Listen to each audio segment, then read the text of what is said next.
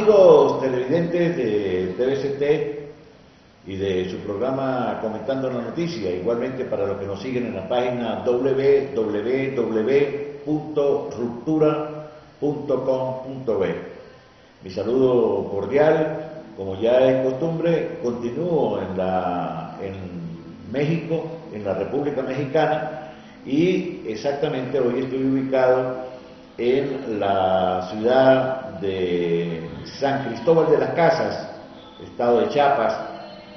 Recordemos que en el año 1994 el movimiento zapatista, y también llamado Ejército Zapatista de Liberación Nacional, tomó San Cristóbal de las Casas, y para ese entonces se estaba ya dando en marcha el Tratado de Libre Comercio, que se organiza con Estados Unidos, Canadá y México. El movimiento zapatista para ese entonces señalaba de que ese Tratado de Libre Comercio de las Américas iba a atentar realmente contra la economía de la República Mexicana y con aquellos países que de América Latina de esa forma lo asumieran. Hoy estoy acompañado del profesor Hernán García, profesor de la Universidad de acá de Chiapas, Autónoma de Chiapas, quien de alguna u otra forma nos va a explicar su versión en relación a este acontecimiento. Bienvenido, Hernán. Muchas gracias. Mucho gusto en conocerte y desde luego agradecido por la entrevista que tú nos estás consiguiendo. ¿Cómo fue esa toma en 1994 de acá de la ciudad de San Cristóbal de las Casas? Bueno, obviamente en la actualidad pudieran existir ya un sinnúmero de versiones que pudieran contarlo desde libros, canciones, historias que están registradas en la vida de Chiapas. Y realmente la situación del movimiento zapatista inicia particularmente por la situación de marginación en la que se encuentra el estado de Chiapas en ese momento, en 1994, y así también, por ejemplo, la cuestión que tiene que ver con cosas bastante serias, con la pobreza, la desnutrición, el desempleo, y por múltiples razones el control militar, vaya, que existía del gobierno dentro de muchas comunidades. Y entonces prácticamente se genera todo un acontecimiento, y aquí juega un papel muy importante también, por ejemplo, la iglesia. La iglesia que don Samuel Ruiz García, que era el obispo de la diócesis de San Cristóbal de las Casas y que compone toda esta geografía indígena, los altos de Chiapas y el norte de Chiapas, incluyendo la selva, que es lo que controla esta diócesis, pues obviamente era uno de los testigos más vivos, ¿no?, de la situación que tenía Chiapas. Entonces, en 1975 él convoca a un primer congreso indígena, ¿no?, donde se le hacía saber al gobierno de ese entonces la situación que vivía Chiapas, ¿no?, efectivamente que había un atraso educativo grave, la cuestión de los servicios de salud en pésimas condiciones, la situación, por ejemplo, también que tiene que ver con el rezago agrario, que por cierto el actual gobierno dice que ya no hay rezago agrario en México, ¿no?, pero realmente ese fue uno de los verdaderos motivos del conflicto de tierras, ¿no?, que la gente, que habían muchos hacendados o muchos caciques o terratenientes, por así decirlo, en aquella época, y pues obviamente generaba un problema bastante serio. Y entonces en ese primer congreso indígena se dan a conocer cuáles son las situaciones difíciles para el estado de Chiapas.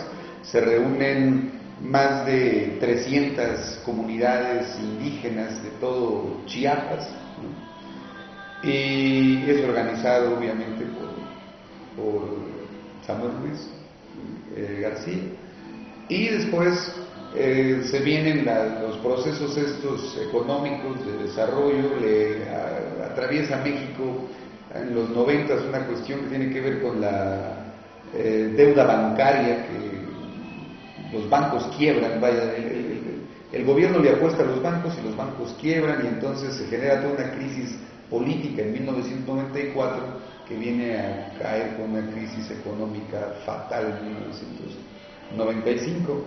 Entonces, efectivamente, en el Congreso de Washington de 1984, perdón, 1984, ¿Tú te refieres al consenso de Washington? Al consenso de Washington, donde se acuerda la firma del tratado, ¿no? Donde obviamente el proceso empieza, y en 1989, Carlos Salinas de Gortari dice que no se va a firmar ese tratado porque México no reúne las condiciones. Y al final, pues en el 93 firman, ¿no?, el tratado, y cuando ya va a entrar en vigor en 1994, el 1 de enero de 1994 es el momento en que se genera este levantamiento armado de guerrilla en Chiapas, y que hay una diferencia bastante marcada. 15 años atrás del 94 y 15 años después se ve una diferencia bastante clara. El San Cristóbal de las Casas primero se toman Ocosingo, ¿sí?, Altamirano, que son ciudades chiapanecas, y también se toman el municipio de Las Margaritas, ¿sí?, y después se toma San Cristóbal de las Casas. Después de que vienen en San Cristóbal de las Casas y toman la presidencia municipal y queman, por ejemplo, todos los archivos, liberan a los presos que hay ahí, ¿no? También liberan a los presos que están en el cerezo número 5, y después se van a Rancho Nuevo, que es donde está la base del ejército mexicano, y entonces se enfrentan. Hay confrontación. Hay confrontación, dura 12 días aproximadamente. Realmente hubo una reacción bastante fuerte de parte del gobierno, porque decía que pues que la sociedad mexicana no se preocupara porque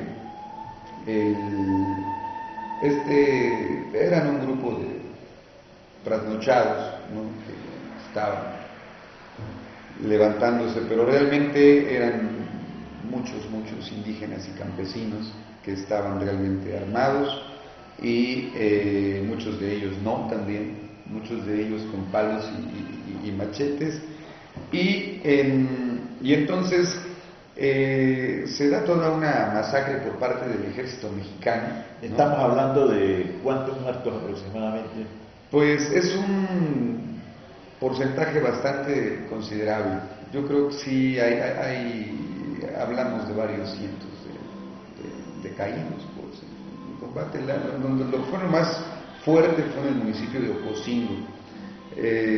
Fue letal la situación allá, fue donde hubo mayor confrontación.